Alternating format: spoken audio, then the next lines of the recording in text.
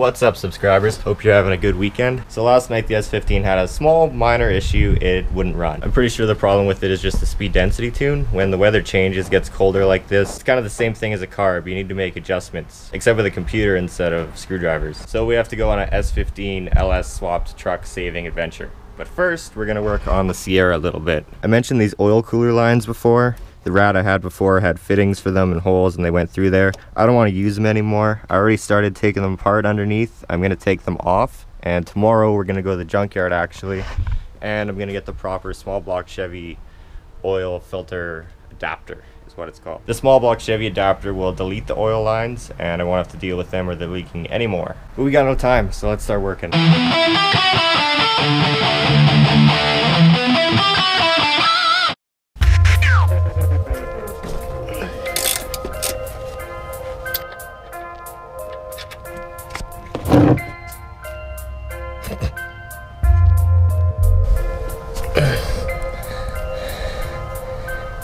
Besides deleting the oil cooler lines, another advantage of the oil filter adapter swap will be that the oil filter will be up and down in here instead of like it is right now. Because when it drains, it goes all over the front drive shaft U-joints. Gonna let that drain a few minutes, and in the meantime, we can start cleaning up the junkyard rad that'll be going in there.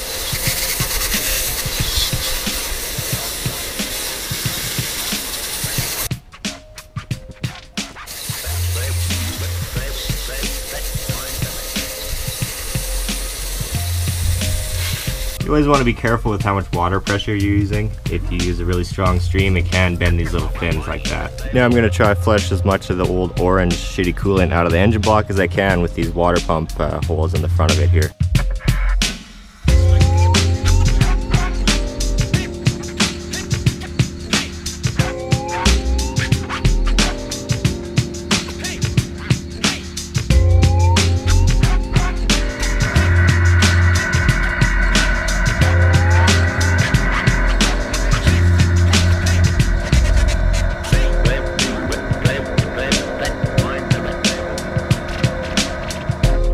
One of the reasons I was a little hesitant to do this. It's definitely making quite the mess.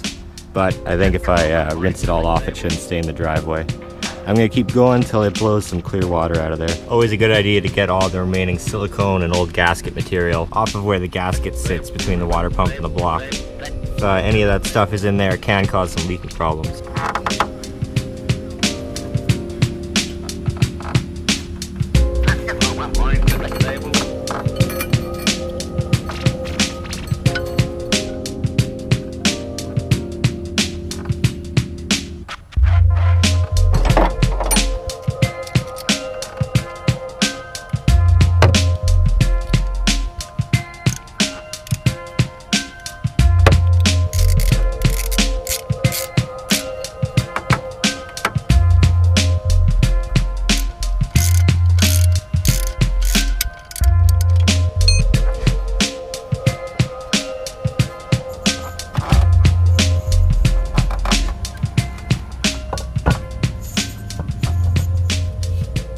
Alright, so I got the little rad hoses on with my favorite thing in the world, those little clips.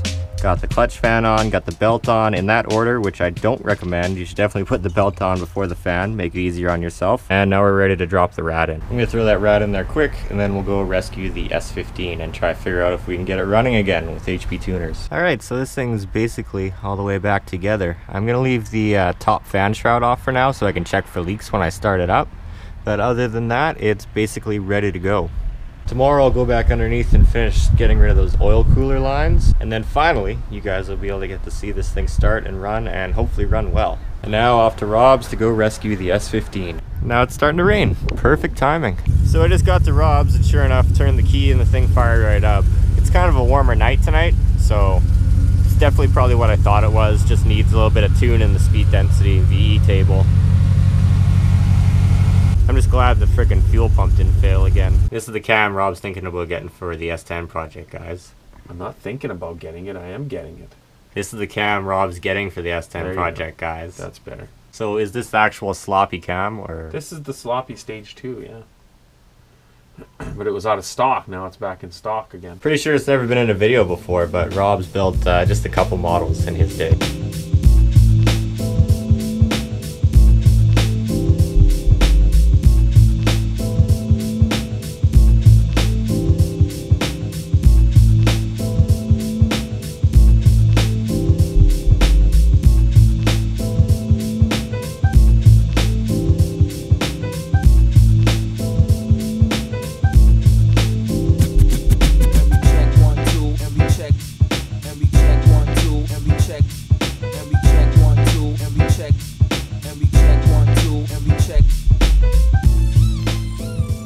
still raining outside a little bit, and the OBD2 port on the S15 is actually under the hood because I've been too lazy to run the wires into the interior. So rather than go out there and try and mess with it and tune with it in the dark and the rain, I'll be coming here tomorrow to tune the truck and I'll show you guys. But for now, Rob shot some stuff today, some GTO updates, so you guys can check that out and I'll see you tomorrow. Hey, what's up guys? It's Rob, SPPTV. Today I'm working on my GTO, doing a little body work. Here's the front fender, getting her going here. I got kind of the top mostly done. That's in a previous video already. And the top there is all good. And then right now I'm just working on like this part here. And then over to that side, the very bottom I had to replace the metal. Right here I had to actually splice in this lower piece because this is a 70 LeMans fender. This is a 71 GTO, so the fender's a little bit different. So I had to cut that off, weld it in there. And I'm also doing the dash, the original dash, cracked up and, you know, a little crappy. Here it is. You know, it's not too bad, but I ended up buying this this dash topper here. I got it from Original Parts Group, and it basically just, you know, it just glues on there. So I had to prep the surface, sand it a little bit. Now I'm gonna put some glue on it, and I'm gonna glue it on down there. Yeah, okay, that's what we're doing. Okay, so now I sanded the fender down. Now it's it turned out pretty good, the front here.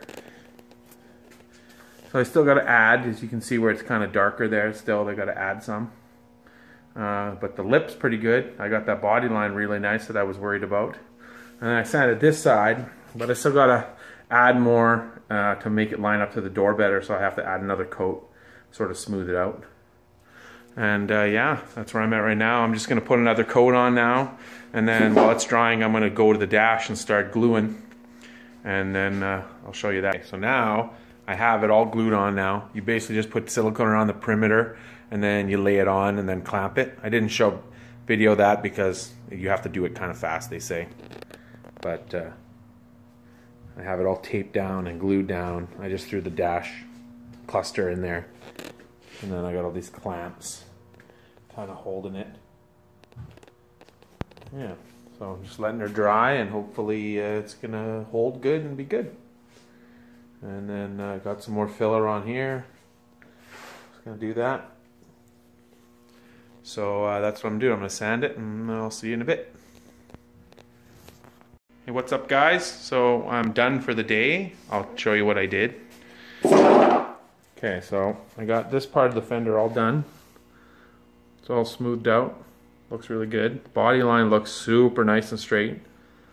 I got this nose headlight bucket fitted and like sanded so that it's like nice and smooth to the fender and to the lower valance there. So now I still got to do this part, which shouldn't be too bad, except I'm just have to add to get it to line up to the door really nice, so I might have to do another coat. And there you can see the big Corvette brakes. I have the wheel off, and all brand new everything, poly bushings, all that stuff. It's got those Edelbrock tie rod spacer adjuster thingies, and all polyurethane, Edelbrock springs and shocks in there. You can see all that stuff. So yeah, and then I got the dash done now. So here's the dash. It's all glued on. It actually worked out really nice. Here it is with that.